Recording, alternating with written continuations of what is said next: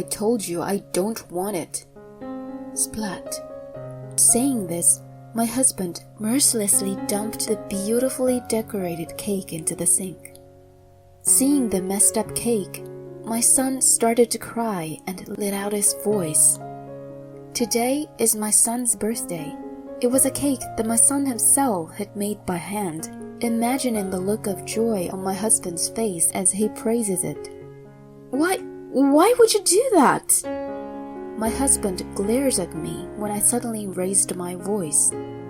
Who would enjoy such a mucky-looking cake? The cost of the ingredients is a waste of money. You could have bought a better one at the store. Don't you dare teach your son this pastry-making nonsense. I've gotta go. I'm busy at work. Clean the sink. With that, my husband put on his coat and left. You are on your way to your lover's place, aren't you? I know everything. Today was my last bet. I thought you would change what you are doing to make our son smile. I'm sorry. I hug my son, and I swear that I will never let that lousy man call himself a father again. Determined, I grabbed my phone to call someone. I am Rachel. I am a stay-at-home mom.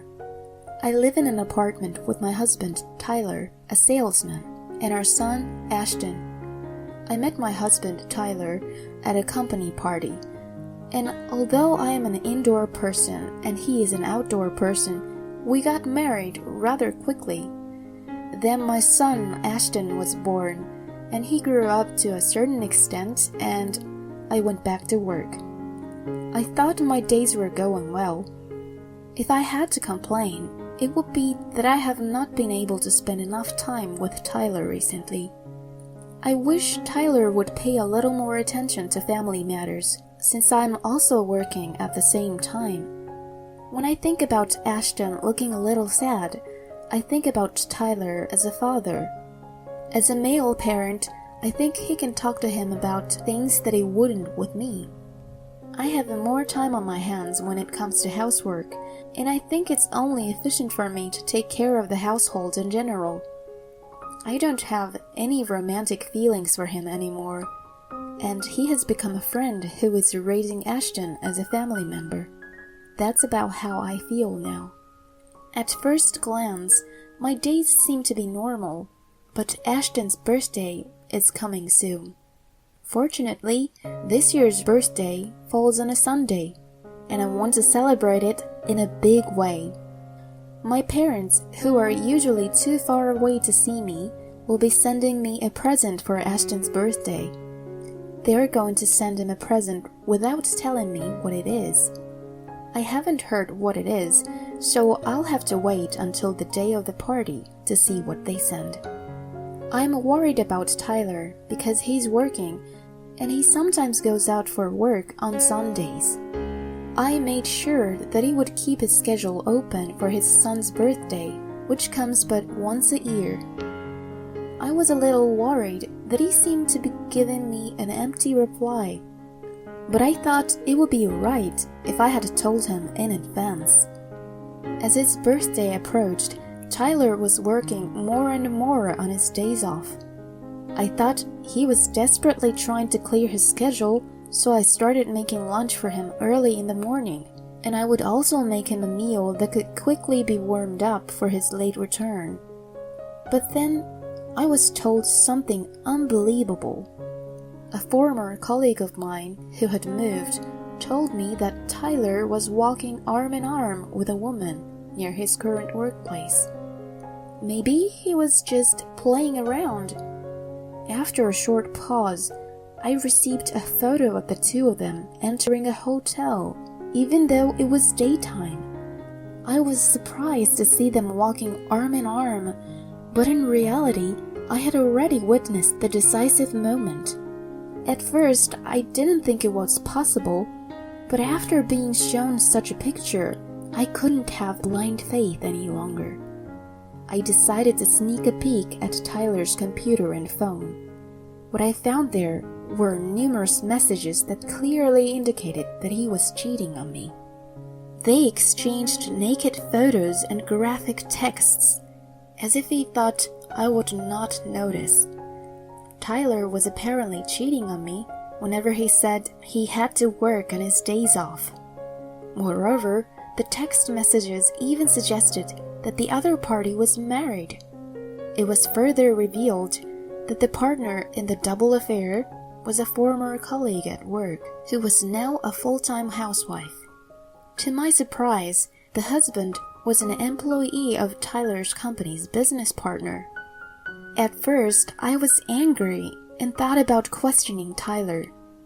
But then I realized that it might not end well. Desperately calm and careful in my preparations, I asked for advice from my family at home and other trusted people in the company. If the truth be told, I wanted to immediately confront him with the divorce papers, but there was a reason why I just couldn't take the plunge right away. Ashton's birthday was coming up.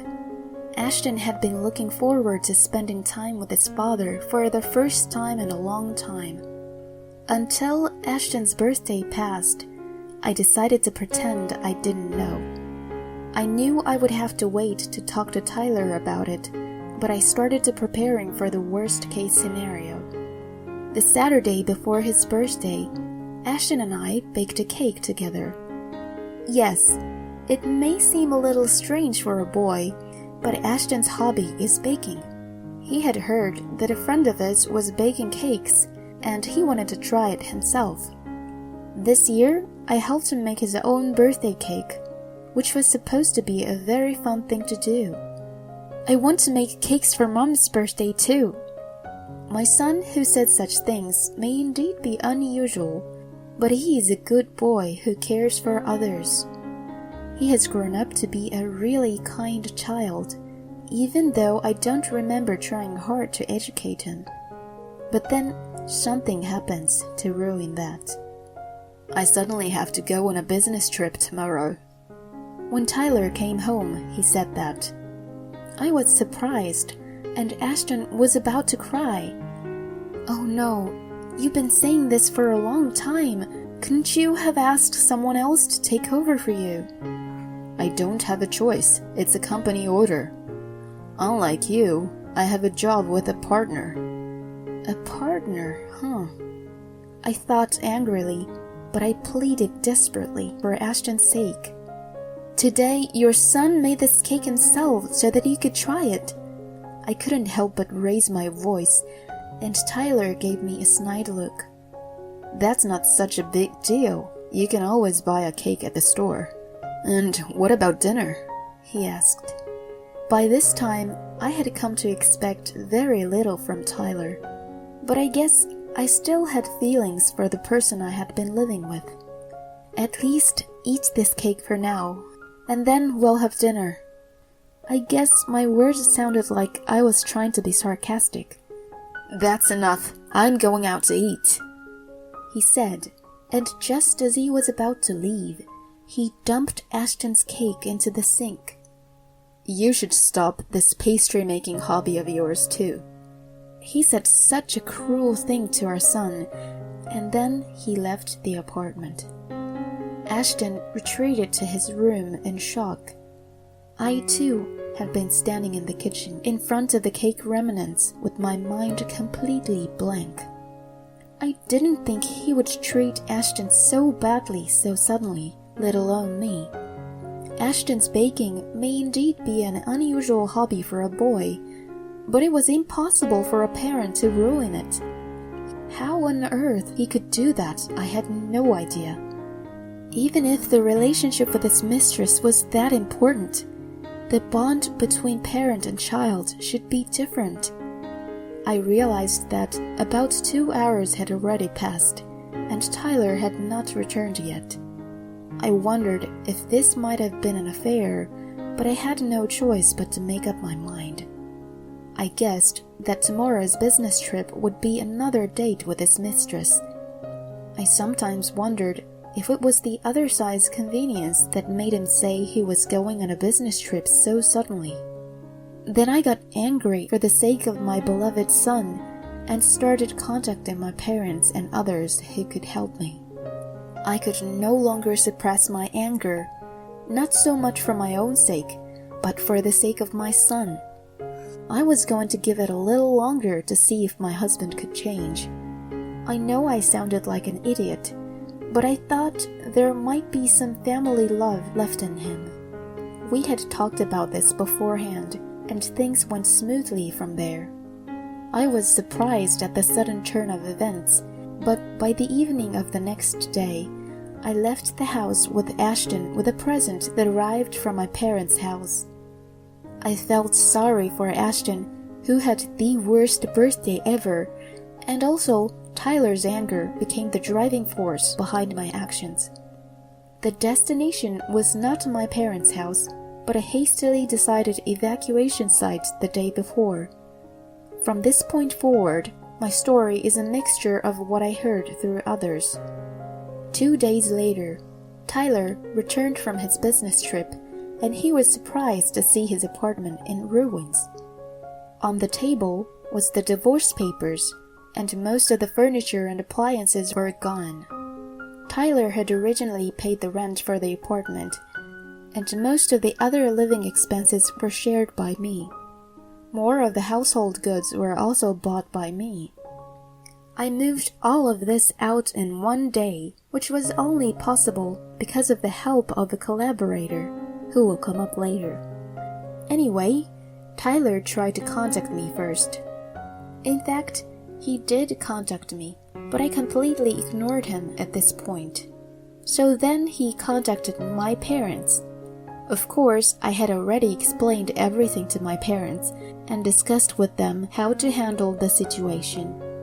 My parents, especially my father, were very quiet and angry about this whole thing.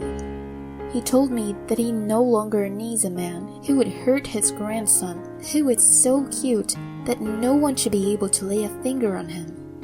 I heard that Tyler was so angry that he even said something about storming into my parents' house. But the truth is that neither I nor Ashton have returned to my parents' house.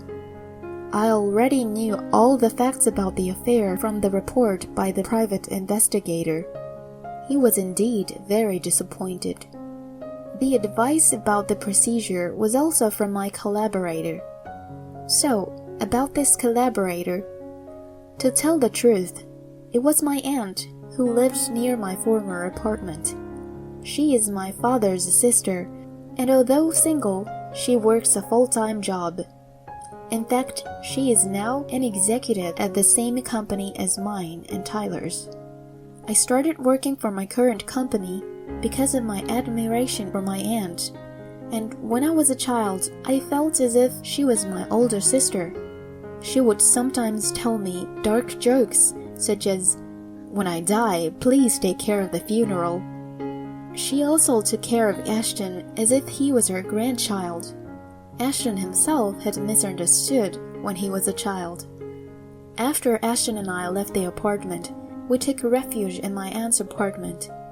It was a similar apartment to ours, but in my aunt's case, it was a large place where rich people lived. So we celebrated Ashton's birthday again there.